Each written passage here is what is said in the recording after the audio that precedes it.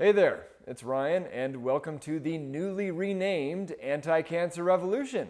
Whether you are new to the show or were wondering if it was ever coming back after going dark for a year and a half, quick recap is probably in order. In 2014, my son Ryder was diagnosed with stage 4 neuroblastoma, a childhood cancer of the nervous system that was in his spine. My wife Teddy and I took a real strong, integrative, holistic approach out of the gates. Ended up disagreeing with the hospital over the course of treatment and moving states over the whole thing. Along the way, we started putting everything we were doing out online to try to help others, which led to our website, which is now thesternmethod.com, and then our YouTube channel and this show, which were at first named My Kid Cures Cancer and then Integrative Answers to Cancer. Then last year, I unexpectedly lost my day job of 9 years, and we decided to figure out how to do this full time, which is when we took a break from this show to put on the Toxic Home Transformation Online Summit in honor of the non-toxic house in the middle of the woods we were building for Ryder to heal in. That event reached 100,000 families, showing them how to remove toxicity from their lives while finishing the home and dealing with all the challenges that came with a newly built home on a 1,000-foot driveway over an epic winter. In Park City, Utah, we decided to put on another summit, the Anti-Cancer Revolution. That event just concluded. It also reached 100,000 people, showing them a better way to look at healing cancer.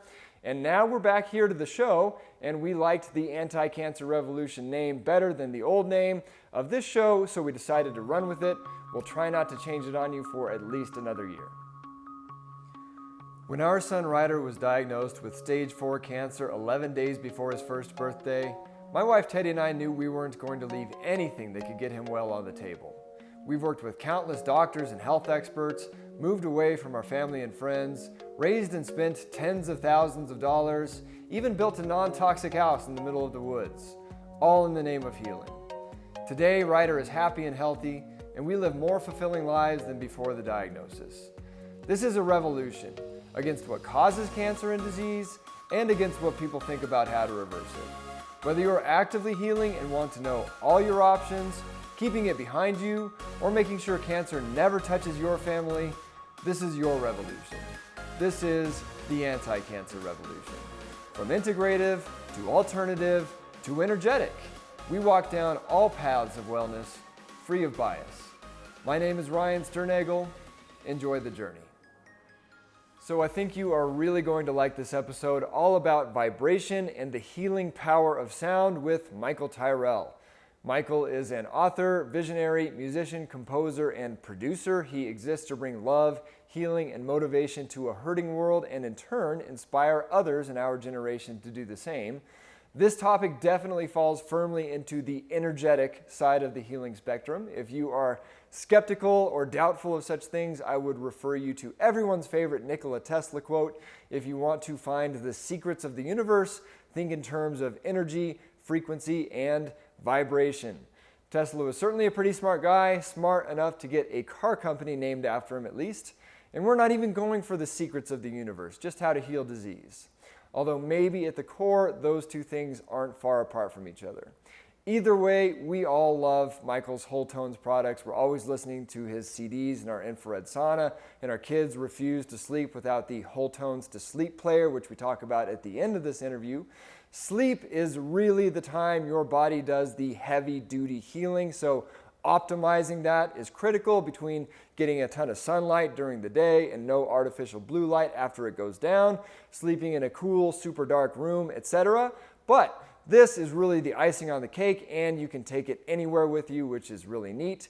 I will put a link to it in the show notes on thesternmethod.com/Michael Tyrrell and iTunes, Stitcher, YouTube, and so on, wherever you might happen to be watching this. Speaking of our sauna, should also mention that you can always get $150 off any Sunlight and Sauna by mentioning us, the Stern Method. And lastly, to make sure we don't get any federales knocking on the door, I should probably mention as well that the information you hear on this show is indeed for informational purposes only and is in no way intended to serve as medical advice, diagnosis, or treatment. With that, I hope you get a whole lot out of this interview with Michael S. Tyrrell.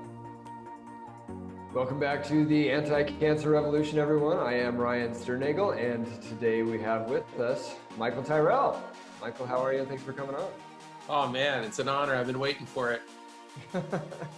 Yeah, we were just talking. You're probably our favorite person that we see pop up on our Facebook page, which is really cool because we've looked up to you and your work for a long time, and now all of a sudden we see a like from Michael Tyrrell. It's always kind of neat. Well, it's mutual, Ryan. My wife and I, like I mentioned earlier, it's like we get our coffee, and then we cry in our coffee every time we see the Stern Method videos with Ryder. It's like watching Rocky again for the third time. You know, you laugh, you cry, by the time I'm done with your video, I'm like emotionally worn out. It's fantastic stuff. Oh man, I gotta add that to Ryder doesn't really watch much. Our kids in general don't watch TV or most children's movies, at least the modern ones. But I've been waiting for him to get old enough so I can watch like the Indiana Jones trilogy with him or something like that. My fave. National Treasure, love that. Yeah, but no, maybe I'll have to add Rocky to the list. It's quintessential. Yeah. So that said, Michael, we just got done with the Anti-Cancer Revolution Summit, and there were a lot of different naturopathic doctors, naturopathic oncologists, integrative MDs, all talking about different herbs and supplements, and even some energy medicine and just alternative treatments and all sorts of things like this. But my interests lie a lot deeper than that, and I didn't want to necessarily scare anyone off because it was a very integrative event, and I think we turned a lot of people on to integrative or holistic or alternative healing, whatever you want to call it, that might not have watched something that was completely branded alternative that some things we're all familiar with. But that being said, the stuff we got into was even just scratching the surface in terms of, I don't want to say ways to skin that cat because that sounds off brand from what the topic is, but many paths to wellness, I guess would be a better thing to say. But I definitely want to ask you a lot of, we're going to talk about sound frequencies and the healing power of sound and so on and so forth. And maybe a good place to get into it is, I'm sure a lot of people listening to this, it's not like this is your first interview, have probably heard the amazing story that I can't believe every time I hear it. That being said, there's probably a lot of people that haven't too. So I don't know, do you just want to get into how you got into all this stuff in the first place, and then we can dive into more geeky frequency stuff from there that I've been itching to ask you? Absolutely. And you ask me anything you want to. That's what makes this so much fun. But to answer the question, and for some people, it'll be a review, that have spent time with you or I before. Frequency is everywhere, everything, and everything has a resonant frequency. I knew from a really young age that there was something wrong with music. And that's kind of a provocative statement because, you think music's beautiful, it's glorious, it's the soundtrack for the human life. We remember certain things, our limbic system attaches to certain things from one song in high school or whatever. But there was something inherently wrong with music. And it was one day actually where I broke down and went to the local music store, Ryan, and I was buying some strings for my guitar. And I asked the guy, I said, so how come that tuner, that guitar tuner you guys sell, how come it's calibrated like at a specific frequency? Well, he looked at me like I had three heads. And he goes, I don't know, dude. I asked that question over 200 times. And I don't know, dude. I heard, I don't know, dude, so many times. Dude was my first name. I mean, everybody, I don't know, dude. And I thought, why doesn't anybody know? We're selling something in retail to musicians and consumers, and we're saying that this is how you tune your instrument. Well, who says? Like when you read those magazines you guys read, or the stuff we read in, even integrative medicine, they say by age 35, you should have crow's feet and wrinkles. Well, I didn't. I mean, the 1% maybe. It took at least 30 more years. I mean, what is this they say? So I was captivated, first of all, by why is there this set tuning that everybody tunes to? And then, to add insult to injury, I took that tuner with me on a missions trip to Colombia. I tuned to my tuner, They tuned to their tuner. We were horrendously out of tune with each other. And that was the first wake-up call that, guess what? Not everybody tunes to the note A equals 440 hertz or vibrations per second. That different nations tune to different things for their tuning center. So I thought, oh my God, where does all of this come from?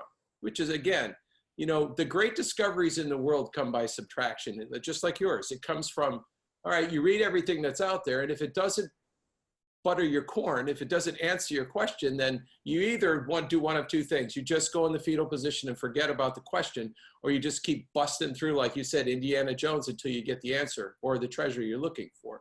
In this case, the treasure for me was answers to where 440 hertz came from. That was the first one. And the second was, if I can find that out, what can I do about it, positive or negative?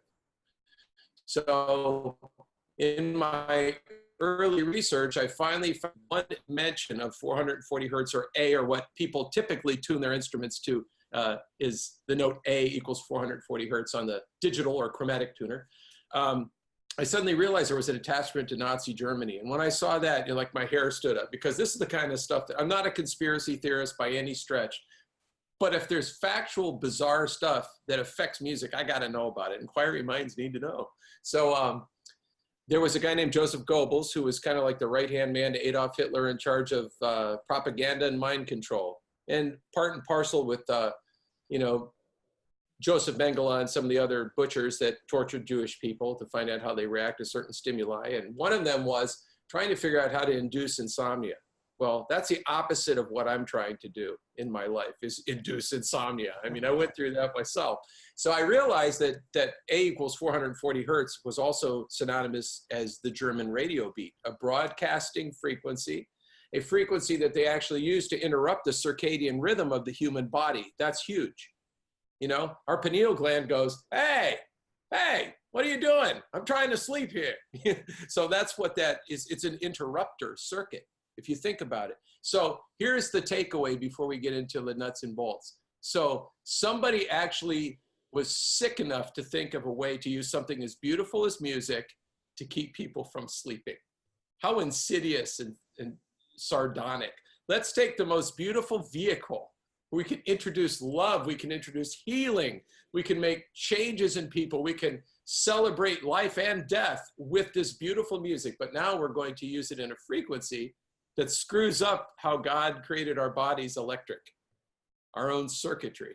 So that was the first takeaway. The second thing is, what do I do about it? Which was a big, I don't know what to do about it. So enter fate, God, whatever you want to say. I give God the credit, but I was invited to go to Israel with a pastor friend of mine from Nashville. And it was like one of those crazy deals where he didn't give me like any of the details, which I kind of like now. It's kind of like a Huck Finn ride around the great, you know, Mississippi. You don't know you just trust the tillerman, you get on the boat and go. So we landed in Ben Gurion in Israel, in Tel Aviv. And I said, where are we going? And he said, I guess we'll find out when we get there. And I'm thinking, and then I said, so we're going to get a GPS, right? You know, because I'm not very good with directions. He goes, oh, heavens, no, we already have GPS. It's God's positioning satellite. God knows where we are, so we're safe. And I'm like, I love this man. I want to live like this guy, because I'm like always trying to control stuff. And he's like, there is no control. And so anyway, sadly, he handed me the keys. I said, you don't know what you're getting into. I get lost in a round room. And I was in charge of getting us to Jerusalem, because Don felt that there was something that was going to happen in Jerusalem, and we needed to get to the specific coffee house on Ben Yehuda Street. And that some guy that didn't know that we were going to be in Israel, who's a friend of his from Tel Aviv, was going to meet us in this coffee house. And that face you just made, the same face I just made. And it was like, okay, so I said, wait a minute. So what you're telling me is we're driving in to Jerusalem. We're going to a coffee house. I don't have any idea where it is, but you do. And some guy that doesn't know that we're in Israel is going to travel 2 hours and be there exactly when we're there to meet you, because you guys are best friends. I said, I'm all over it. Let's do this. So we drove to this coffee house, and it was a Hasidic coffee house, which means ultra-Orthodox Jewry, which means they're not Jesus-friendly in this establishment. So we went into the building, and as soon as I walked in, I heard this beautiful music. It was a piano player, and he was up on a kind of a little elevated stage, And he was playing music, but at first it was kind of like, I know this song, but I wasn't putting two and two together yet, Ryan. And I sat down with Don, you know, and we ordered some coffee. And all of a sudden I look up on stage and this guy's like he's giving me like the stink eye. He's staring at me, you know, and I'm thinking, oh my gosh, like, what is he seeing? He's like looking a hole through my head. And I thought, don't blink, don't look away, keep staring at him, don't give in. Finally, I tapped out. I was like, it's too weird. I gotta close my eyes. And then started listening to the music and I went, wait a minute. These are like American church worship songs, but this guy's playing instrumental, so there's no words. So he's getting away with it and he's getting paid. And I started giggling and he started giggling. And I thought, there's something about this guy. So after his set, he came over to the table. You know, it's just me and Don. There's hardly anybody in this place. It's middle of the daytime. Just me and Don sitting at the table. And he looked at me and goes, you're a believer, aren't you? And I said, yeah. And he goes, I'm sorry I was staring at you. And he said, I said, yeah, that was really awkward. And he goes, yeah, but I saw a lot of light around you and I knew that you belonged to God. And I started tearing up right away. And I thought, why am I tearing up? And he said, I woke up this morning and he said, God said I was supposed to give my life's work away to somebody, and I think that somebody is you. Well, what do you say to that, Ryan? You know, okay, yay, or what? I asked him what his work was. I said, what is your life's work? And he said, well, first, my name's David. And I just said, of course it is. And he said, and I'm a psalmist, and I have spent my life so far decoding the Psalms of King David out of the Bible, and I don't know what to do with them, and I think I'm supposed to give you my work, and I think God's going to let you take it where it needs to go. And I didn't know what to say. And he said, if you'll hang out here till my next set's over, I'm going to go out in my car. He said, I actually put it in a backpack. He said, and I'm going as far as I can go. I want to give it to you. And my pastor's looking at me and he's just kind of like, now he's freaking out. Like, he freaked me out already because he's such a man of faith. And now he's freaked out because I was like, oh my gosh, I had no idea this is really why we were coming to this coffee house. So David goes back on stage, starts playing. All of a sudden, Don looks to the door, freaks out, gets out of his chair. Now, this guy's like 74 at this point, and he can still beat me in arm wrestling. He's just a heck of a guy. And he walks to the front door, and he embraces this guy. They kiss each other on the cheek. They're both crying. And I thought, if this is that guy. So his name's Ruben Duran. He brings him back to the table. And he said, here's my friend I told you about that's going to meet us here from Tel Aviv. And I said, how did you know that we were here? How could you? He said, I woke up this morning and God said, your best friend's in Jerusalem at this location and you need to get there and see him. So he drove 2 hours or an hour and a half, 2 hours, whatever it is, from Tel Aviv to Jerusalem to the coffee house where we were and walks in right while this guy's playing and comes sits down at the table. And I'm going, this is just like day one. This is day one of like 10 days in Israel. I'm like, oh my goodness, this is good. So true to form, when David was done, he made a beeline out the door, went to his car, brought in a backpack, and brought this, I don't even know what to call it actually at first. What I've told you before is like the typical one is tab, which everybody in tab is tablature for our listening friends that aren't musically inclined. Tablature is just simply what you'd expect to see in a music book, you know, a lot of squiggly little lines, and then there's chord forms that are stamped out, where if you're a guitar player or a piano player, you know what key and what chord to play and all that good stuff. Yeah. The other one was a stack of music, and that was the most bizarre to this day stuff I've ever seen.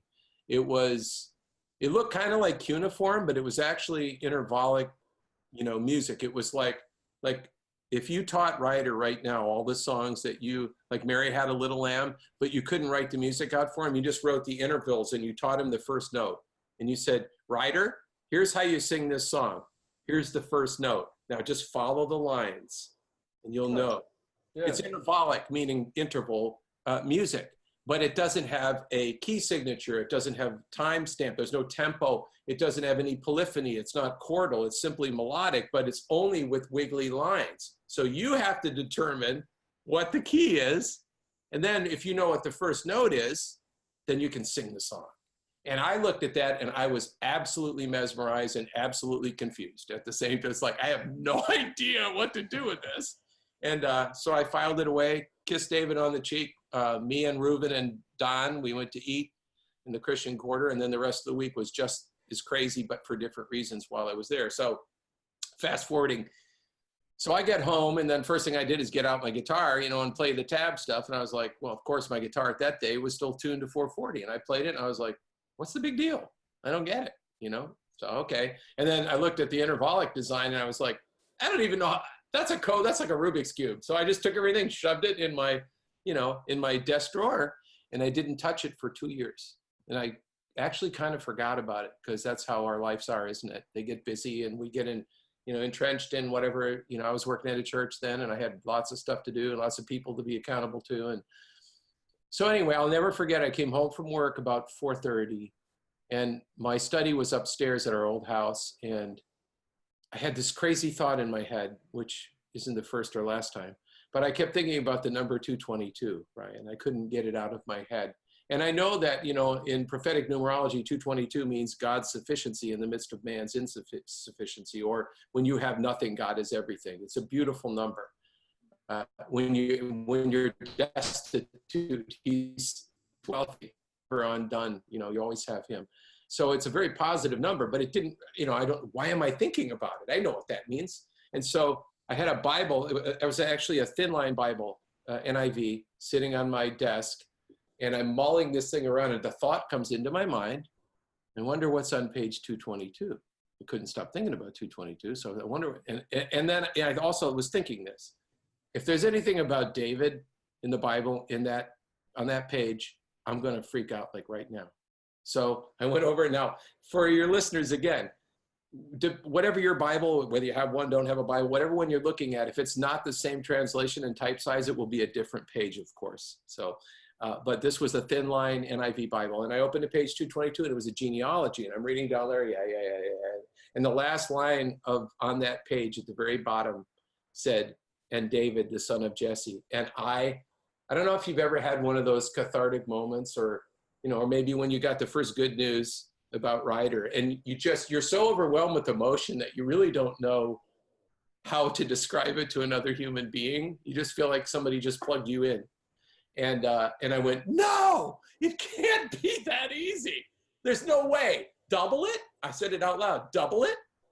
And I felt this quickening inside of me that I had just found the proper A to tune music to. So if you double 222, what do you get? 444. What is 444 hertz? It's still a derivative of A, but it's 4 cents higher. When you're working with frequency, as you know, it's so specific. I mean, 0.1 could be the difference between your top of your head to the bottom of your feet. So 4 cents musically is a domain it's pretty vast in frequency, right? So to make a very long story much shorter, I just calibrated my guitar right there and then to 444 hertz, that A. Now I pull out the tablature first and play along, and my hair literally stands up, and I start crying. And I went, that's the same chords, but the instrument's tuned differently, so it shifts the frequency of the whole. And I'm just sitting there, and my wife said it sounded like an excerpt from A Beautiful Mind downstairs. I just hear you flipping out up there. And she said, I always get excited when you flip out, because I know it's something like it's going to change the world or something. She goes, I'm just sitting down like making dinner going, whoa, he's freaking out. So I started playing that music, and it really affected me inside. I mean, I could feel the music, where before it was like, So then I looked at the intervallic stuff, and I thought, oh my God. If it's a kinnor, and a kinnor for our listeners, again, is really the typical name for the instrument that David played, the 10-string harp. It was not a harp. Harps are larger, like the Nobel, and they were more of the big harp we're used to symphonically. The Jubilee harp, or the kinnor, is a 10-string harp that was not polyphonic, which means it wasn't created to make chords. It was created just to play melodies, like Mary had a little, things we learned were, that's how this thing worked. So I thought, oh my God, the first note of that kinnor was probably an A. So if I make this first note 440, then I'm playing along with this music that's not really music. And I thought, oh my God. So that was, to end that portion of today, that was the catalyst, and that was kind of like the impetus behind me pushing forward with whole tones, which is getting one part of the frequencies right, enough to make a tuning center to tune my instrument differently. The first thing I'll tell you from a structural standpoint was, it was almost as though my guitar was waiting for it. And here's why. Like when you're a guitar player, a lot of times you see, like when people are playing live, a lot of times, you know, between every song, they're tuning their guitar again because it goes out of tune. When I tuned to 444, my guitar stayed in tune. I mean, I tuned instead of like every other song, like once a session. Like when I recorded whole tones in the studio, that whole day we recorded, I tuned like one time. So it was that balanced frequency as opposed to an unbalanced frequency also worked with the tensile strength and the structure of the instrument to cause it to be more stable. That's all pretty cool. Yeah, every time I hear that story, it's you know, let's put it like I too have learned to not discount synchronicity and to you know, really if I'm getting a feeling about something, really dive into it and see what's going on there. And man, just it's crazy. So just today I wasn't planning on talking about this, but it's kind of weird. So I've been getting into the etymology of I'll start with this. We were working with an energy healer a while back. Okay. This lady who she's remote, you know, she works on people remotely, that sort of thing, with energy, whatever you want to make of that. Yep. But she said that she sensed in Ryder a trapped summer heat, and she'd never worked with someone with cancer before, but she sensed in Ryder a trapped summer heat was the, you know, whatever she was sensing, and you know, she was going to get it out of him. And for those 2 nights, he's never done this before, he's never done it after, but he just woke up drenched in sweat. Yeah. Like, you know, the sheets were just puddles the next morning. And so we're like, wow, that, you know, I didn't know what to think of that when she said there was a trapped summer heat inside of him. But she sure got it out of him, you know, whatever happened. And, you know, lately I've been getting into, I don't know, just the etymology of words, like where they actually come from. And, you know, you can actually tell a lot in, you know, what the creators of this language were trying to tell us almost in doing that. And so it's, you know, where did cancer come from? And, you know, I looked it up, and, you know, there's the crab. It's why is it the crab? And there's the constellation. And then there's, you know, they also named it this disease. Yeah. And, you know, and it really, like, it went back all the way to, like, you know, Greece, but it still said they named it these 3 things, and I didn't really get a clear explanation on there why, you know, it's a crab, but it's also a disease. But it was interesting because it said that ancient writers used to associate the constellation Cancer with a summer heat. Just like, yeah. So I'm still, and that just happened this morning, actually. So I'm still like trying to wrap my mind around, you know, what the connection is there. But isn't that amazing? I mean, even with TCM, traditional Chinese medicine, some of the stasis, of course, is heat, cold, right? Dampness. All of these things are, you know, stasis. Like how, that's why to me it's like such a big deal when not only does the word in its descriptive form, but its energetic form is a big deal. Masaru Emoto was like key for this type of understanding with the hidden mysteries of H2O and speaking to water, for example, and seeing how, depending on what he said, you know, the positive or negative energy would thus affect not only the water, but also like growing things, plants. And of course, in the Bible, we have many, many examples, but my favorite would be the power of life and death is in the tongue. So your tongue is this unbelievable, powerful, vibratory organ in your mouth that has the ability to speak great things or negative things, has the ability to build or destroy, and has the ability to bless or curse. And I think it's so important. I think that literally, I really believe this because, again, everything is frequency, everything has frequency, everything has a resonant frequency, Ryan. So I really believe that if people could get out of the versus mentality that we're seeing in our culture right now, it's very violent. It's very polarizing. If people could start speaking life to each other and in the planet, we could shift this whole thing. I mean, energetically, I'm not kidding. And that's spiritually sound information. But people speak so much junk and they spend so much of their time attacking other thoughts or other people, right? Or harboring bitterness, which is like cancer, of course, that if we could shift the way that we think about each other and what we say about one another, we could change the world. Yeah. for sure. It could actually happen pretty quick from from my understanding. And it's always the simple stuff. That's like with whole tones. This was actually very simple, but nobody thought about it. Like the whys of asking the hard questions. So you mentioned a couple times the everything in the universe is vibration, it's a resonant frequency, so on and so forth. If you hop on YouTube as of today or within the past 10 years and then start looking into vibration and energy and stuff like that, you get a lot of new age type speakers. Yeah. It gets pretty woo-woo pretty quick, and you couldn't find somebody to tell you the difference between 432 and 440, but now you can have some guy on YouTube telling you that all you need to do is listen to 432 music, and like the world's going to change somehow just by you listening to it. I don't know, but then taking it back, the universe was spoken into, like that's the very first line of the Bible. That's it. That's where it all started. And God said, "Let there be right light." You know what I mean? Right on. And then you start looking into, you can call them the universal laws or the laws of nature or natural law, this concept that pops up in various teachings and traditions and whatever throughout the ages, really.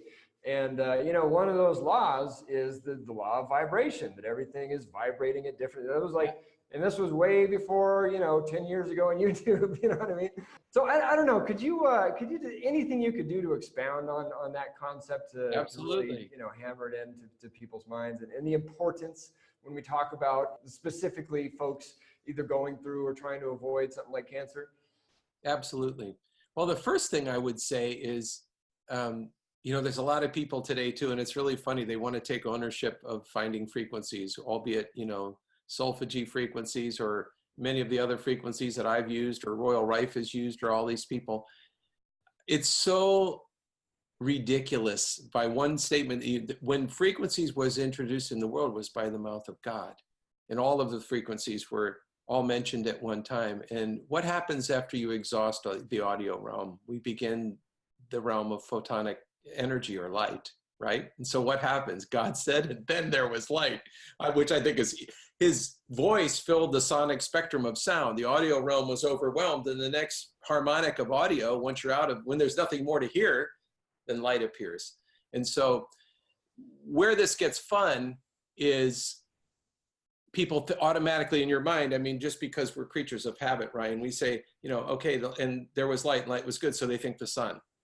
But then you look in the Bible and it says it was day 4 before the sun, the moon, and the stars were created. That's mind-boggling.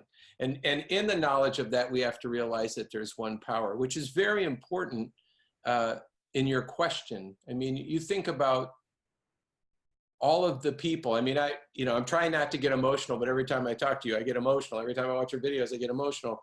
Saturday, I'm burying my best friend, one of my closest friends who was a doctor who died of cancer this week. Oh, man, I'm sorry. And he helped so many. Jim Brown was the godfather of ozone, for goodness sakes, the first ozone therapy. The man has helped more people into remission than any man I know on the planet, but a physician could not heal himself. And I had to watch that man waste away, and I tried everything I could do to save him. So this is a very dear subject to my heart. And like I said, I'll be conducting his funeral this Saturday, actually, which is going to be a celebration of life. And good things come out of death. And the Bible talks about when a man passes away that they planted him in the ground. They saw him as a perpetuating seed, not as something that was finished, but something that was just beginning. And so I said all that to say that I've been associated with a lot of people and families that have suffered with cancer. And what I have, what I strive to do most of anything, Ryan, is to create an environment where the person that's affected by the disease because the whole family is affected by the disease, right? Whether it's internal of one, they all feel it. They've turned this thing into something that is the worst thing in the world instead of just another bad thing, which gives it a lot of power. But I will say that what I've tried to do with frequency is energetically help people get into a place of peace.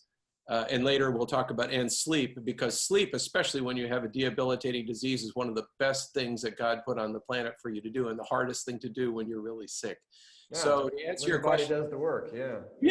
let it heal itself. That's how God built it. But my point is, the way I look at frequency for me is creating a different environment that people walk into.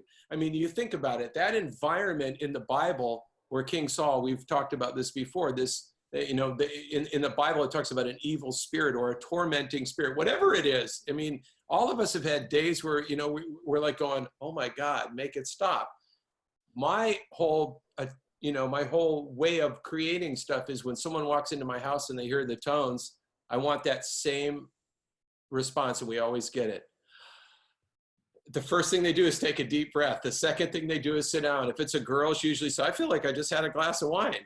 That's what I'm after. I want people to be able to relax. We work with soldiers with PTSD and TBIs that served our country and came back from 4 tours in Afghanistan that are scrambled eggs. I want to create an environment when they're home that's conducive to them healing and to be able to relax and to be able to have a smile on their face. So my way of helping people with cancer is different than, we all have these little lanes, and it's a super highway of healing. And I just have one teeny little bicycle path. And mine is, I want to help people that have been diagnosed with a death sentence be able to get into a place of homeostasis and spontaneous healing in their own environment, whether it be at home, whether it's one of my devices they take with them into hospice, hospital, their home, doesn't matter. I want to change the frequency that they're listening to. My whole premise is if I can change your frequency, I can change your life. Sure wish we had sure wish we had the portable your sleep unit when we were inpatient in the hospital, but we're pulling up healing frequencies on our phones or whatever and then doing our best. But that thing can sure fill a room. That's for sure. I'm glad you mentioned that just about the environment in general, because we're really big on that. Cancer is you can call it a few things, but one of the things you could call it is a disease of the environment. It's what we're right on. What we're surrounded in day by day. We're getting bombed with negative. You know what? People are so worried about just the negative words. How about the negative electronical? How about EMFs? Let's just take one. How about that? Yeah, no, exactly. And it's just a frequency.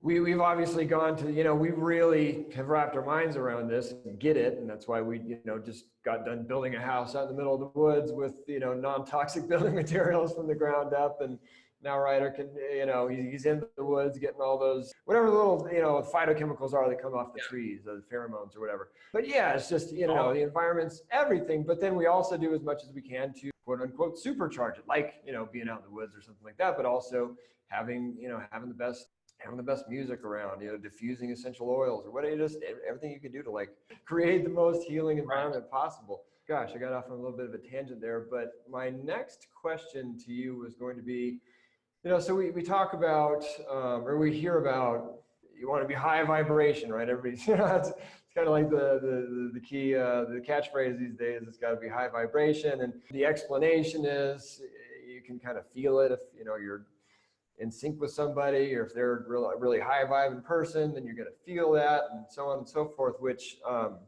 yes, I think we can all agree on that basic concept. Where does that thing that you want to be high vibration, not low vibration, how does that sync up with what you were just talking about with how 440 hertz can be something like Joseph Goebbels used to control a population and disrupt but then 432 hertz is but back to 444 is, so how when we talk about these measurements of frequencies, contrasted with the high vibration good, low vibration bad, how do those two things fit together? Beautiful. Yeah, let's tear it apart a little bit. I mean, first thing, again, it seems that so many people are into verses, like what's better? Who's the best guitar player in the world? Who's the best soccer player in the world? What's the best frequency in the world? And the answer is never what you think. There isn't any one best of anything. So what you have to do is you have to find out what Pythagoras did, or what Nikola Tesla did, or they found commonalities between certain frequencies that have to do with how they resonate harmonically and mathematically in the case of Pythagoras. So does it add up to 3, 6, or 9? If it does, it's harmonically relevant. So 432 is absolutely a positive frequency. Is it better than 444? That's ridiculous. That's it's just another frequency.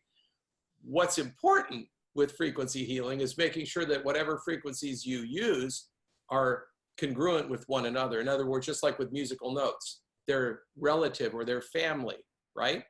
And that's how we work with frequency. We're looking for balanced frequencies that interact with each other. And when you play them together can also elicit healing. One of the things that I think is fascinating that may help some of your listeners too is just all of the, I mean, how many people involved with cancer haven't heard of Royal Rife and the 120 hertz frequency, which I use, by the way, on a lot of whole tones, including the one we're going to talk about, to sleep. That was his tonic frequency. Royal Rife's credited as the first frequency man to ever help cure cancer. You say that outside of our thing, and they're bringing it into court. It's just unbelievable because we're tapping into a place where, there has to be a medicine. There has to be. So the way I look at all of this is there are specific frequencies that I believe have specific use for certain parts of the human body. So collectively, there's people that'll play a certain frequency, especially on the first whole tones, for example, and they'll say, oh my God, when I listened to this one frequency, my tinnitus went away. So I think this will help people understand. So you think tinnitus, there's no cure for tinnitus. It's a resonation in the auditory nerve, and it's, it can be caused usually by trauma or some kind of occupational hazard, like being a guy that works on a jackhammer or works at an airport loading, luggage. All that's true. But what I've found in my time is that there's a thing that's called masking. And you've experienced this too, whether consciously or not consciously, but some frequencies that are close to each other mask other frequencies. Have you ever been in a room with somebody that's very negative? I mean, extremely negative, like Debbie Downer on steroids. What I found, but because you're talking about something important, we're going to go there because I think it's a big deal. She's operating as low vibe as you possibly can. And guess what low vibe is? Physical. You're in the physical realm. Just like bass, mid, and treble, the physical realm is low resonating frequency. The soul realm is middle of the road, and then spiritually is high performing frequency. So when you have somebody, you walk in a room and somebody's they're taking the oxygen out of the room, I just continue to speak love into this situation. And guess what? My frequency will mask hers. And people in the room will all of a sudden pick up on what I'm bringing into the room, and then what she's doing will become benign. See what I'm saying? So masking frequency, 417, for example, let's use that one. That's close to the resonation of the physiology behind what happens during tinnitus in this area. So what happens if I introduce a frequency that's really close to tinnitus, but it performs a little better and a little higher? Well, it's the major pain therapy. You remember that movie? Major pain? There's a guy laying on the ground. Yeah, he gets shot and goes, oh, major pain, my leg, you got to help my leg. And he comes over and goes, let me see your hand. And he takes his hand and he breaks his finger and he goes, my finger. He goes, how's your leg? It's masking. It's like, okay, you break a finger, you forget your leg hurts. If you have a certain frequency that's close to tinnitus and you keep resonating your auditory nerve, eventually it may prefer one over the other. It's simple. It's not even cosmic or weird. It's just good science. So when you broadcast that out from what you were talking about being high vibe, it's just like a battery. One side's negative, one side's positive, right? When you're around people, there's people that when you get in a room with them, it's like, I don't want this guy to leave. I want him to stay right here. I want him to talk all night. I want to have dinner with him. And then there's other people and you get in a room with him and go, you know what? We got a lot to do tonight. And you're walking them to the door because you're not liking what they're transmitting. It's as simple as that, bro. When you're a high performing person frequency wise, you operate with a lot of love. And I've never said that on a live podcast before, but that's really the secret of it. Love never fails. And when you really love people, they feel it when they're around you. And it's like, well, what if you don't know them? Well, hey, is that part of the ROI? Is that part of the description of love? I have to know someone before I can love them, or I could just love them. Because if I purely love someone I don't know, that's the purest form of love. There's no expectation of a return on your investment of love, and no form or knowledge, good or evil, about the person. I just love that person. And that happens to me a lot of times. It happened to you and me the very first time when we met on a podcast. I loved you immediately, and you knew that I did. And that's why we're doing this again. We've never sat down in person. We've never had coffee together. I don't even know if you drink it or not. But the point Not is, anymore. yeah, but the point Except is, for sometimes because it's good. Yeah. I really still like it, but I put coconut in mine. There you But the point is that you know what you get, and I know what I get, you know? And so when you're around people like that, I can think of another one, Robin Openshaw. Every time I'm around her, it's like, oh my God. It's like, I probably would have never met you if it wasn't for her.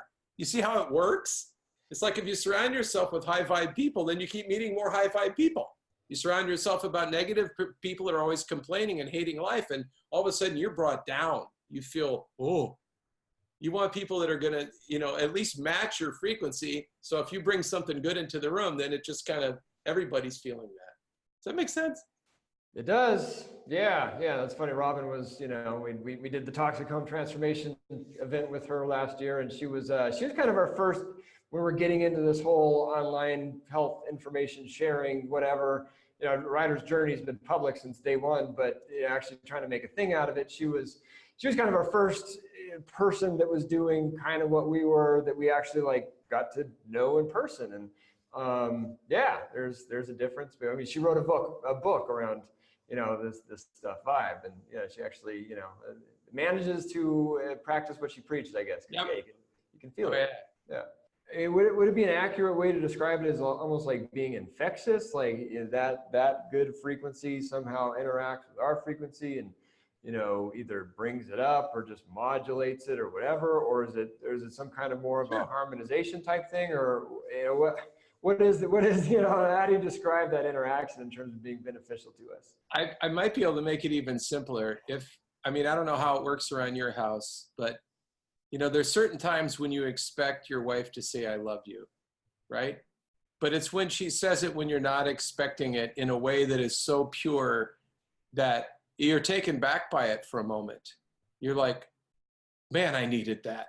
It's the same way with anything else. If somebody hugs you, if a stranger brings you a kind, all these things, we're so locked into thinking that certain electrical stimulus per se is frequency, or the microwave oven is frequency. A lot of times we don't realize the human emotion, the words that we speak, the thoughts in our head, how we communicate to one another. You know, again, as simple as saying, I love you. What does that do? Well, if that, there's two types of signal, right? There's signal and there's noise. So if somebody's transmitting a signal, which technically is all we're really doing, is sending electrical impulses to each other. If somebody actually says, I love you, and they really mean it, it will affect you every time. So I guess my point is that a lot of what we understand frequency-wise, which doesn't mean it's the summum bonum of all frequency, but a lot of it's in the soul realm, thought, will, emotions. Like we channel that pretty quick. Like we think about that like real quick. Like thought, what I think about, what I'm going to do about, and my emotions, what I feel about what I think I'm going to do about it. And so a lot of the stuff that we, you know, that's incoming stuff, that's first place it hits is our soul. Like we think about what someone else said or how it affects us or whatever. But there's other times when something is so austere and so above board and so pure that it elicits a spiritual reaction.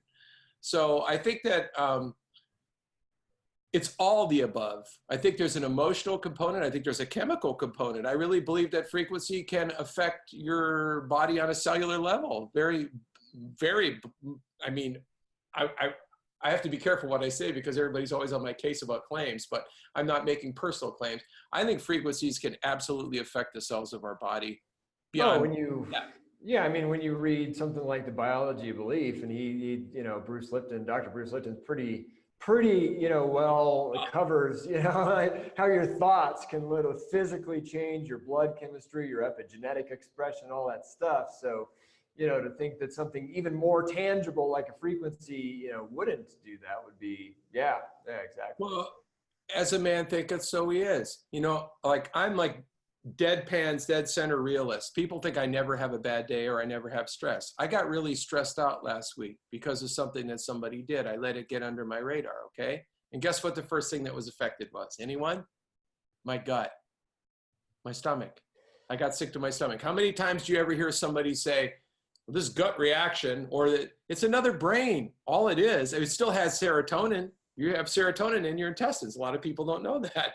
So there is a gut-brain barrier. And so a lot of times how things affect us emotionally or psychologically have an instant physiological response. Some people are affected in their stomach. Some other people have, like, they get shingles, or they have the shakes, or they have, you know, whatever it is. My point is that we have to get out of the realm of thinking that it's one size fits all, you know, and frequency affects every part of the human body, you know, in the same way that there's, like I said, bass, mid, and treble in the audio realm, the same way that there's what we would call low performing, mid performing, and high performing frequencies.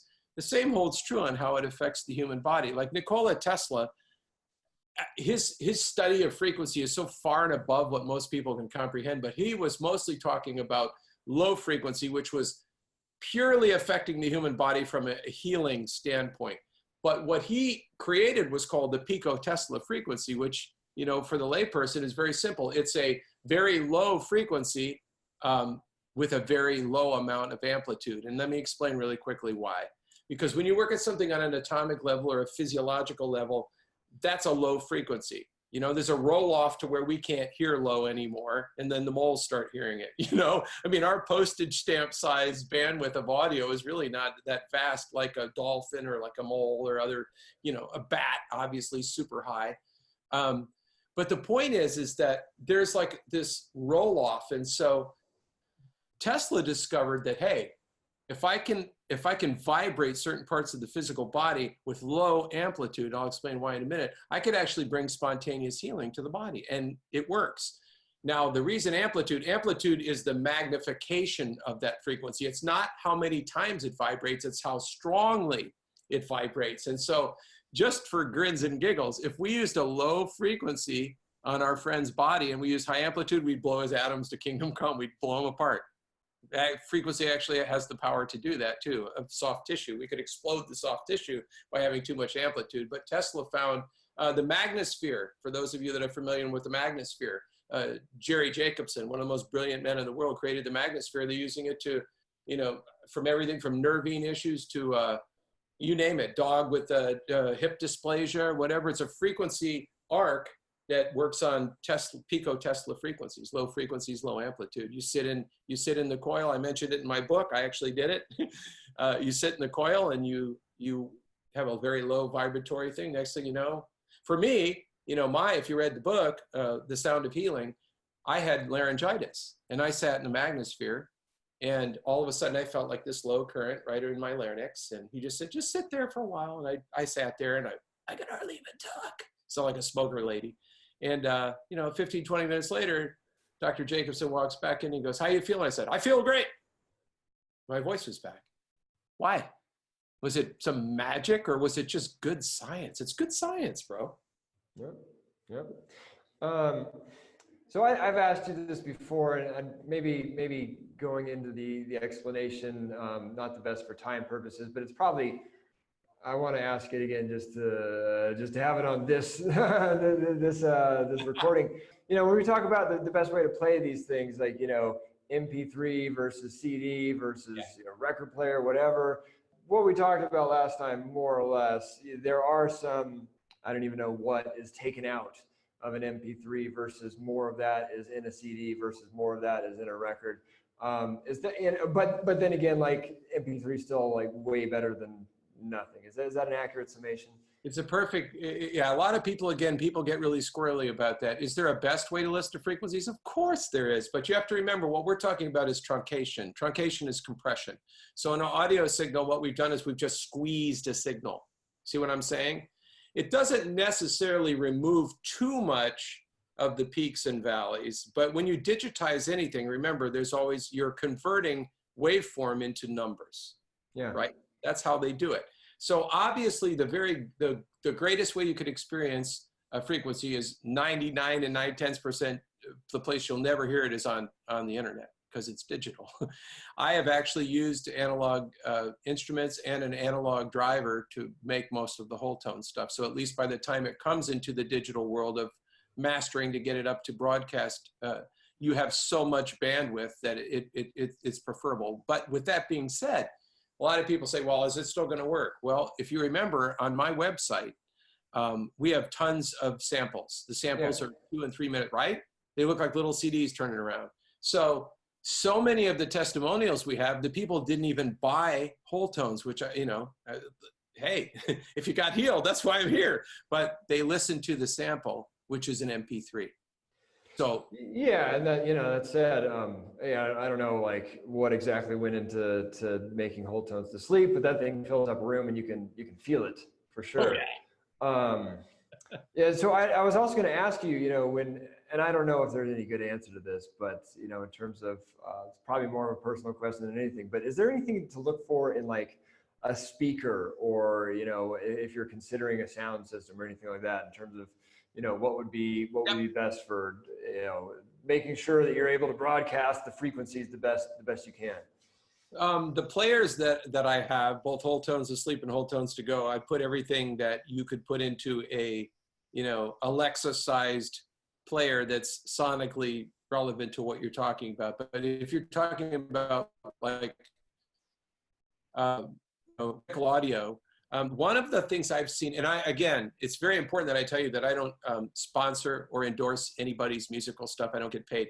I've just seen a lot of practitioners using Sonos, and OS, and a lot of people that use frequency, that use whole tones, have been using the Sonos system. I don't have a desire at this point to build a better mousetrap. That one right now is the one I would recommend. Yeah, cool.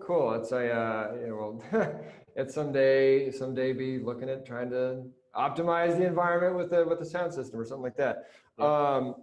And then what else? Oh, so real quick, we're talking about recording music and stuff, but I've also taken an interest lately in things like crystal, the crystal tones, bowls, or the didgeridoo, or is there, I don't know, can you speak to like, what people, or even like, I hear stuff about humming, and how that's, it can, do something to your positive, to your vagus nerve, I forget what, but this is good stuff. I don't know. So I'm always trying to, bring it back to as much as people can actually do for themselves at home. And it's like, yes, play the music, but then also actually play the music. And I'm trying to work out what exactly that's going to mean for us, but I'd be interested to get your take on it. Sure. Well, my first time I came in contact with a guy that had Tibetan bowls, this is the funny thing. He started playing the bowls, and I said, do you know what frequency that is? And he goes, no. And then he played another. I said, do you know what frequency that is? And he goes, no. I said, do you want me to show you? He goes, you can? I said, first of all, I can tell you because I can hear all of them. So I can tell you, and then I can prove my work by using this. And I had an app that actually measures frequencies. So I said, that's 528. So that's C with 444 as your driver. And I held it up there and he rang it and pegs 528. And he goes, you can hear that? And I said, yeah, you know how I can hear that? The same way people that really know how to spot counterfeit money can spot counterfeit money. Because I handled 440 for so long that now I know. And once, I will tell you this before I answer the rest of your question. If you work with frequency long enough, and I have 20 years plus, some of the guys that are listening right now, you may have already had whole tones that had this happen to you already. There's times when it won't be playing and you're still going to hear the tones because you will be recalibrated, and that's a good thing. You want to operate at the right frequency and a balanced frequency. And if you listen to whole tones long enough, that's going to become your new tuning center, because we've been marinated our whole lives in the United States with A equals 440. From the Beatles to half our playlist, it's all recorded like that. So once you start listening to, it's like masking. Once you start listening to 444, that becomes your new tuning center. And your body starts to grab onto those tones. And then you have like this associated pitch thing that goes on. You start locking into those pitches. As far as the other stuff, it's like, it's all the same thing. It's just a different modality. Like I know guys that use like laser probes to introduce frequency to the human body. There's actually a doctor now in Australia that's giving frequency inoculations instead of using needles. There's amazing turntables now. They're very expensive for 12-inch vinyl discs that don't have a needle. They have a laser. The work that's being done both photonically and in the audio world is outstanding. the one thing I can say about any of these is, as long as it doesn't matter if it's a Chinese instrument.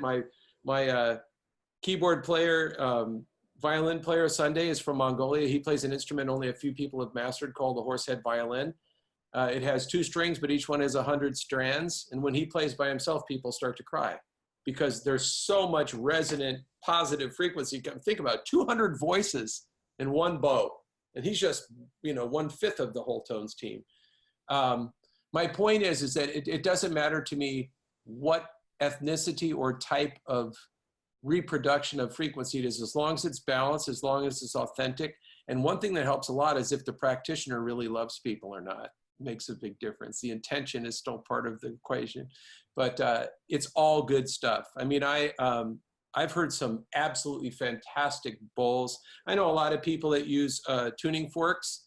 I like tuning forks, but my problem with tuning forks is their short time of resonation.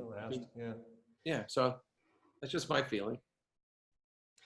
Very good. Yeah. I don't know. I think someday our house is going to be like a mix of all our infrared saunas and energy medicine and all this stuff. But then you'll probably see all the crystal bowls. And but don't you think that's? I mean, you said it earlier, but don't you think it's great? I mean, whether for your family and another thing we haven't talked about. Sometimes people they're not proactive enough. They wait until there's a sickness until they make their home good. One of the things that you've been a real advocate about is telling people how to proactively affect their home. I mean, I do the same thing, from the detergents that we use to the air filtration we use. We have almost 0 EMF in our home, which took a lot of work. Yeah. But that's preemptive. That's like, it's not because somebody got really sick in the family, it's because we really don't want to. So yeah, it's much easier that way for everyone listening. But yeah. It's fun. All this, doing all this stuff doesn't suck. It's a good time. Well, I was just down QVC the other night, Ryan, and that was the first thing I told a lady. I said, when you drive through copious amounts of traffic in the inner city and you're going to a spa to get a massage, as soon as you open the door, it's like Calgon moment. The candles are going. It's the right environment. The smells are there. You got bells and smells and all the good stuff going on. Then you go in for your massage.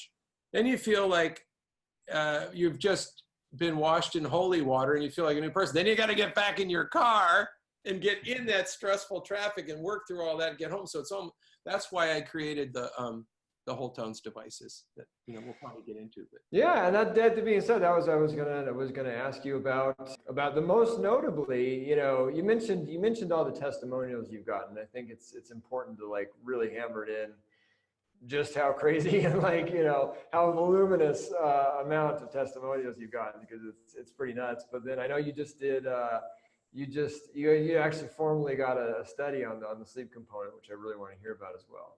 Sure. Well, the big takeaway, Ryan, is that an epidemic. If there was 1 million people with something, they would say it was an epidemic. If there was 70 million people with something, it would be almost pandemic. And there's 1 million people suffering right now in the United States alone with some form of sleeping disorder. Now, we don't think about that until we look at the demographic and we go, oh my God, why are people, why does every year this demographic change and it gets worse? Why are people sleeping less? You already know the answer. I'm not asking you. I'm asking your listeners. But there's a lot of reasons, and part and partial for what we've talked about. What we're being assaulted with as far as is photonic energy, EMFs, 5G soon, different, things that penetrate stuff in your backyard, other people's Wi-Fi, your Wi-Fi. I mean, we don't have to get into all that junk. It's there. We're getting, electronically crossed through like Swiss cheese. There's a lot of things that interrupt our sleep. There's a lot of problems, but 70 million people. And the reason this is such a big deal to me is because I was one of those 70 million people. And as you can imagine, and the story, I've spent most of my life on the road playing music. 1 year, 325 days out of 365. I was living on a tour bus, recording music, breathing, diesel. I probably had diesel in my blood veins back then, so much travel. And with that much travel, and, as and as some of our, friends that are business people that travel for business, it's easy to get some form of insomnia from sleeping in different hotels, different beds, bumping into the wall when you want to use the bathroom because you think you're home, all of those things that we do. And So it was important to me that I found a way to be able to help people sleep. You know, it's a big deal. And I will tell you this, my last meeting with Dr. Oz, he said something that changed my life, and it was so simple and so academic, and I knew it, but I didn't know it. He said, if you're not sleeping a minimum of 6 to 8 hours a day, it doesn't matter what allopathic medicine or homeopathic preparation you use, Michael, your body cannot heal. So that's the biggest takeaway for you, Ryan, and for me with what you do is if you're not sleeping, you're not giving yourself a fighting chance to heal. You're not letting your body do what God designed it to do. You're causing an interruption in the force. What I found out is that the circadian rhythm is also very dedicated and documented to working on an hourly basis. I have always been a night owl, which means if I get to sleep by 12:30, it's a miracle. But technically, if I'm honest and I preach it, I just can't always practice what I preach.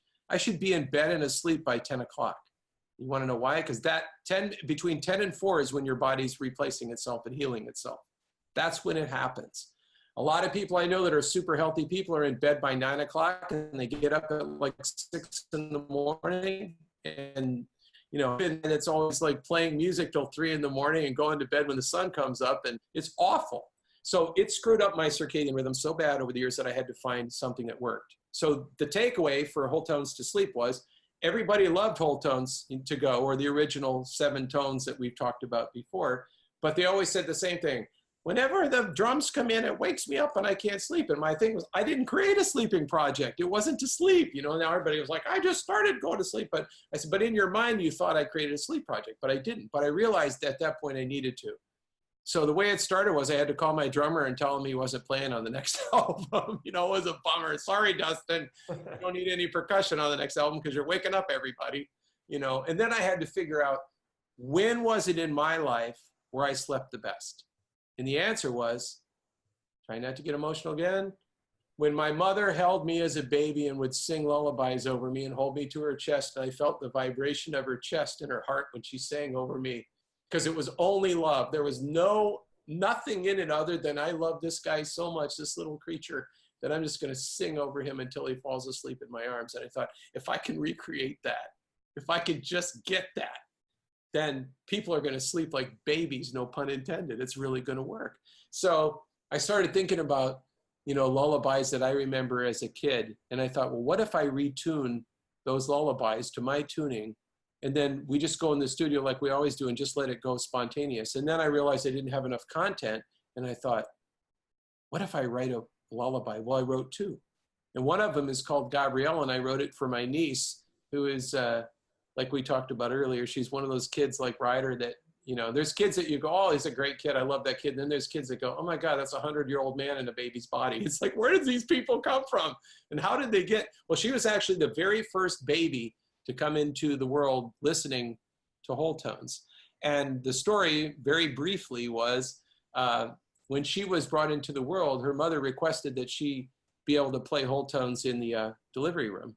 So my Gabby was delivered with that being the first sound she ever heard in her life. And then by the time we got there, she was already in pediatrics. And so we went in the room and there was a doctor and 2 nurses in there. And my first thought is, why are there so many doctors and people? What's wrong with the baby? You know, that was my thought. You know, I'm like being nervous Nelly. And I walk in and one of the nurses looks at me, she goes, are you Michael?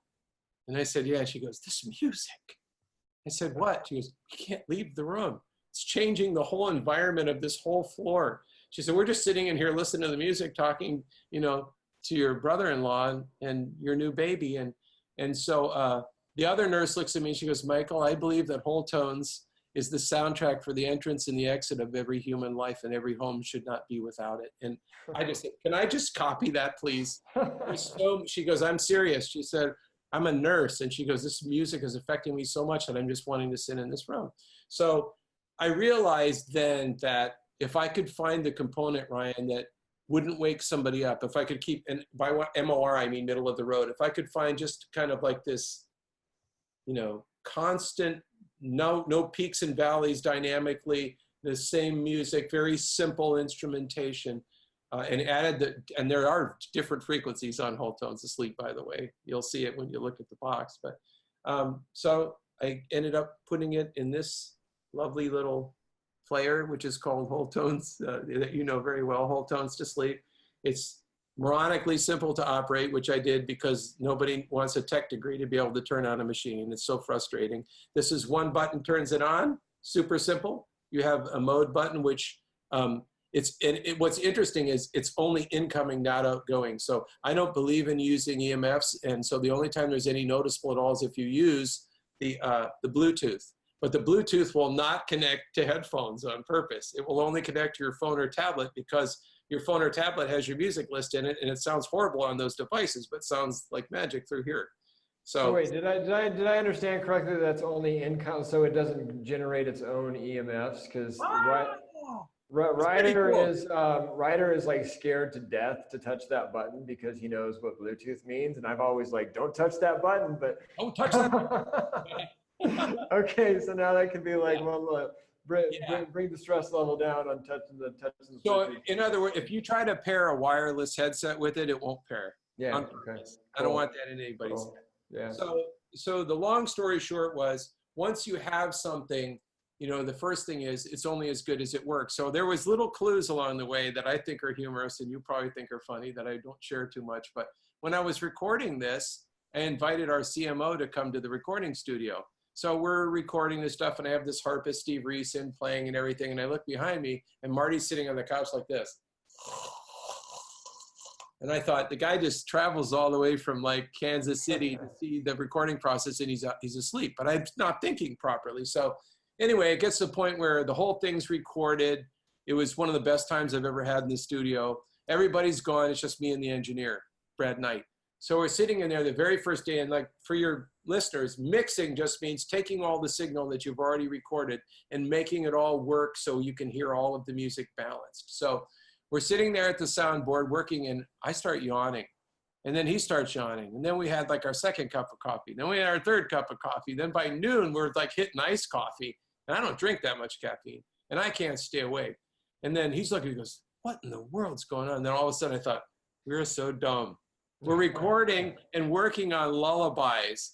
And so we found out how powerful they were. And then you would think that I would have been the sharpest tool and figured it out. Oh no.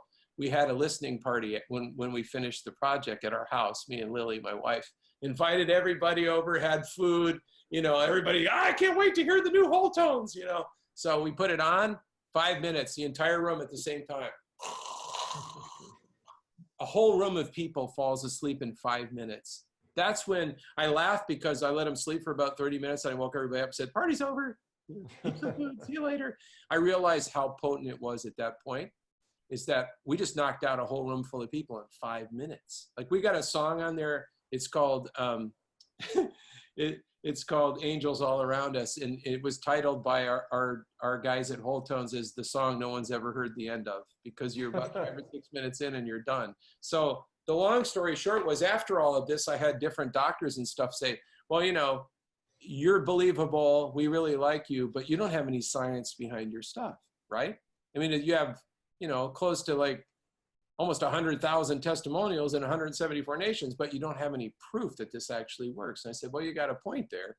So I had a gold standard university-sponsored, doctor-driven, and electronically monitored regular sleep tests. You know, the same kind they have for sleep apnea or whatever, they have to wear a monitor. We have a control group of no music, classical music, including Mozart, which is pretty effective, and then whole tones. And with 40 subjects, we absolutely crushed it. And we were absolutely shocked. And for your listeners, one of the most expensive things in the world that you could ever do in your life is pay for your own clinical testing. It's brutal expensive. I mean, they start at like 40 grand and go up from there. Yeah. So, and you have no guarantee. They could test your stuff and go, this is awful, and you're out $40,000. So, or something go wrong with the test itself. Yeah. Yeah. So I was so excited that we had the results, and I just want to read a couple things real quick because, you know, it's like one of those things where I'm not going to try to memorize all this, but just to give you guys an idea of just 100% of the participants reported improvements in at least one sleep quality item compared to the control group.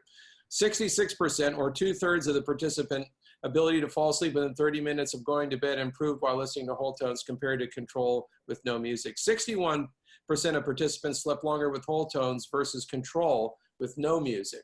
This is awesome stuff.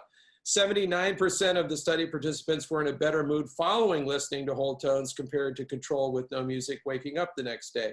61% of the study participants reported sleeping longer while listening to whole tones and not classical music. So at the end of the day, what they proved was it helps you fall asleep faster, stay asleep longer, and wake up refreshed and feeling good. That is all you could ever ask for from something that you create, is that you can move a marker with people's sleep.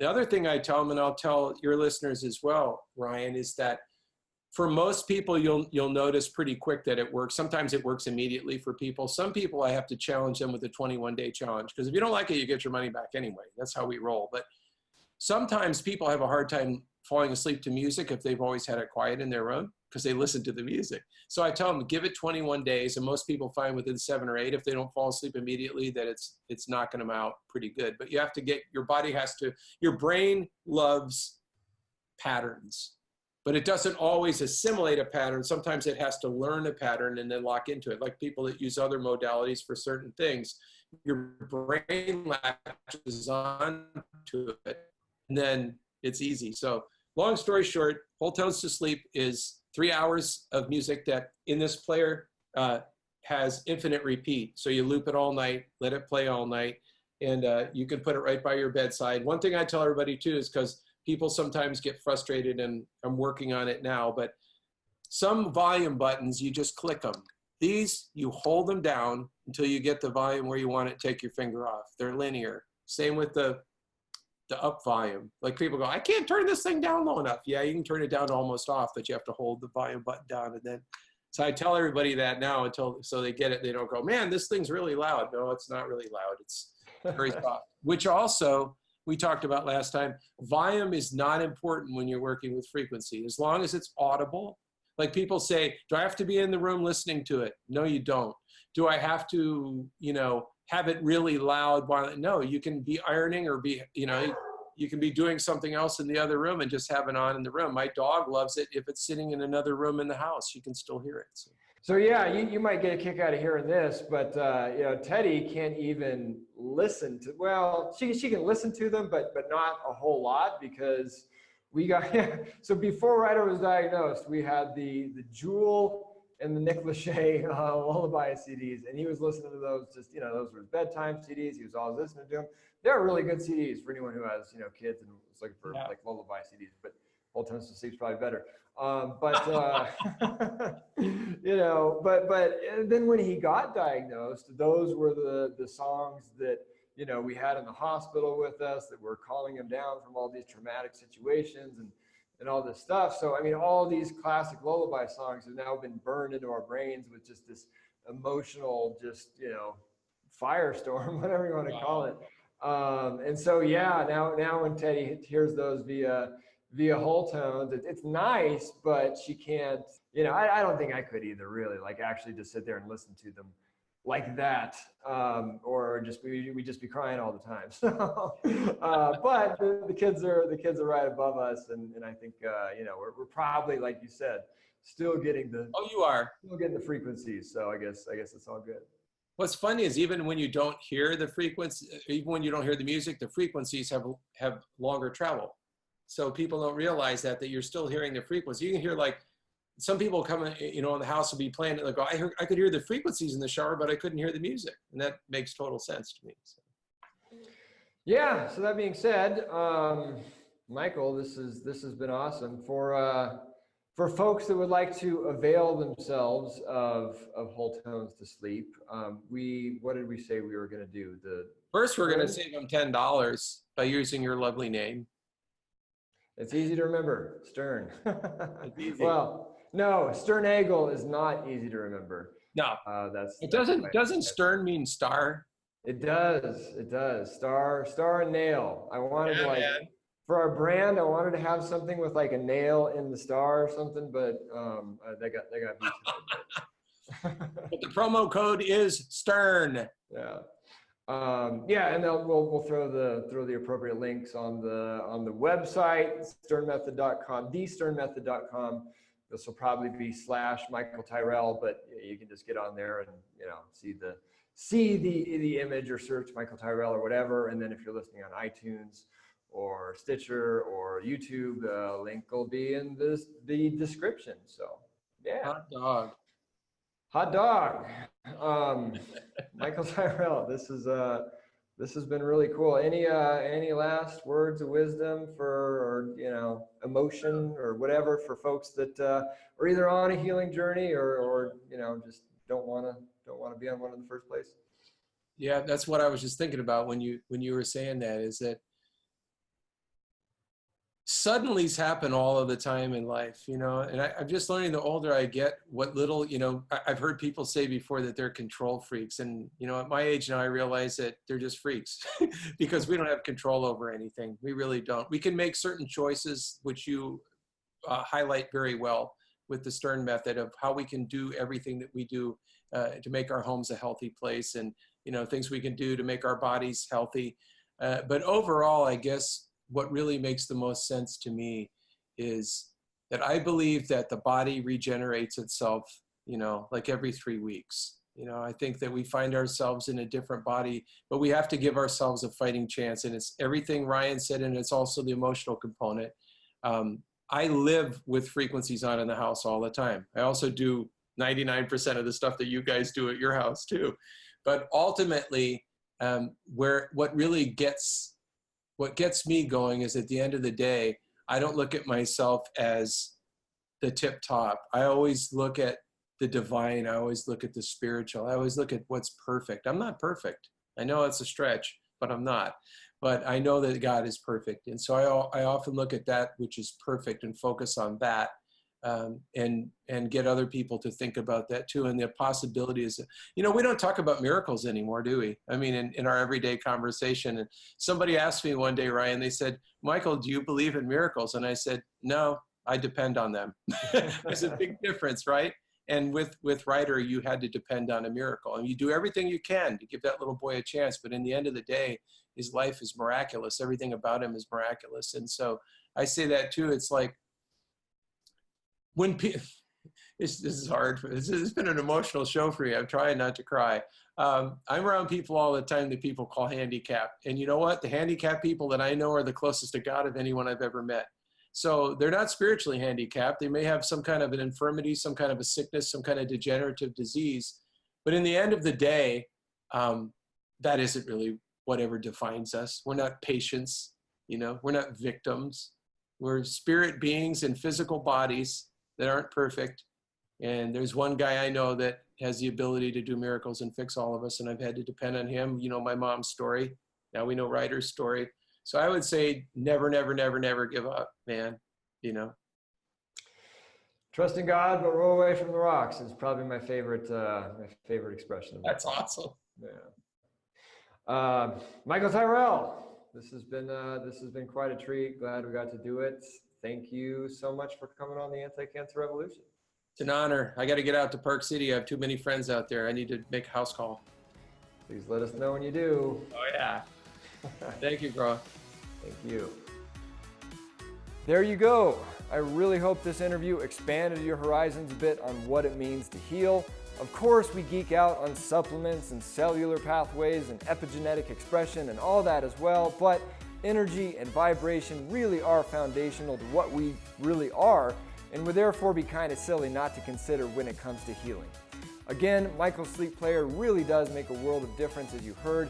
It is indeed something really easy you can do to dramatically improve the quality of your sleep, which is everything. You can find the link to that in our show notes on iTunes, YouTube, our website, thesternmethod.com/Michael Tyrrell, wherever you happen to be taking this content in from. And a quick note when it comes to our links and whatnot. I should mention that when you click on any of our links, either in the show notes, from getting ideas in the what we use section of the website, use our promo codes, and so on, you can consider that a tip in the tip jar for bringing this information to your attention. Except you don't even have to pay any additional money. Just make sure to click the link or use the code for whatever it is you were already going to buy. And in this case, and in most cases, it actually saves you money to do so. Like I said, trying our best to keep this what we do all the time and see how far we can take this mission, or maybe I should say revolution, and we really appreciate your help along the way. All right, that's all for me. I will see you back here next week with an amazing chemo-free survivor story with Kate Shimarani. Always remember, whether you're going through cancer or keeping it away, the most important thing is to just keep going. I'm Ryan Sternagel of the Stern Method. Thanks for being here on the Anti-Cancer Revolution. God bless and Godspeed.